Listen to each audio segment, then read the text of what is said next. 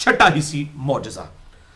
صحیح بخاری میں 119, صحیح مسلم میں 6397 سے 6400 تک 4 احادیث ہیں, اور مشکات میں 5896. سیدنا ابو ہریرہ رضی اللہ تعالیٰ عنہ کہتے ہیں کہ یا رسول اللہ صلی اللہ علیہ وسلم, میں آپ سے بہت کچھ سنتا ہوں لیکن بھول جاتا ہوں, میرے لیے کوئی دعا فرمائیے. تو آپ صلی اللہ علیہ وسلم نے فرمایا کہ اپنی چادر بچھاؤ. انہوں نے چادر بچھائی. آپ صلی اللہ علیہ وسلم نے یوں آسمان سے ایسے ہوا میں سے ایک جو ہے وہ مٹھی بھری اور ان کی چادر میں یوں رکھ دی اور فرمایا اسے اپنے سینے سے لگا لو. وہ کہتے ہیں کہ میں نے وہ سینے سے لگائی اور اللہ کی قسم اس کے بعد میں کوئی بات آپ سے سنی ہوئی نہیں بھولا. یہی وجہ ہے سب سے زیادہ احادیث سیدنا ابو ہریرہ نے روایت کی ہیں رضی اللہ تعالیٰ عنہ. یہ آپ صلی اللہ علیہ وسلم کی دعا کی برکت, یہ آپ کا معجزہ تھا کہ حضرت ابو ہریرہ رضی اللہ تعالیٰ عنہ کو اتنی باتیں الحمدللہ یاد رہتی تھی.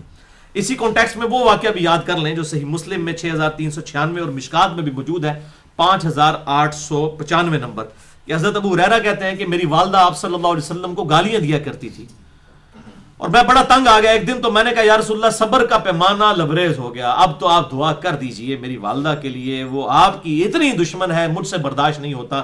آپ مجھے صبر کا کہتے ہیں, مجھ سے برداشت نہیں ہوتا. تو آپ صلی اللہ علیہ وسلم نے دعا کے لیے ہاتھ اٹھائے. حضرت ابو ہریرہ کہتے ہیں میں نے دڑکی لگا دی.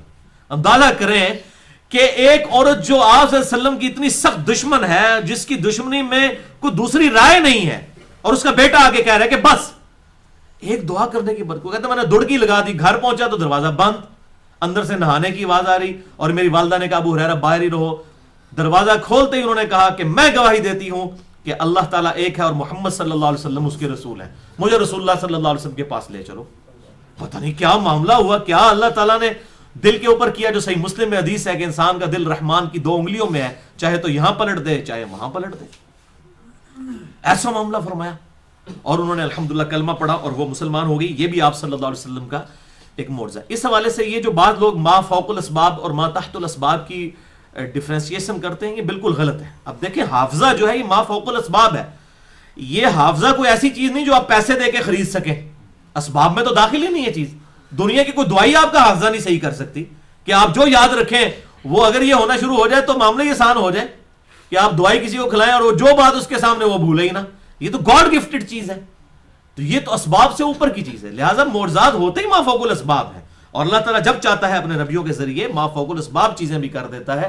اللہ تعالیٰ کو ہر چیز کا اختیار حاصل ہے, وہ اپنے نبیوں علیہ السلام کے ذریعے معاملات فرماتا ہے تاکہ لوگوں کا ایمان اس حوالے سے بڑھے.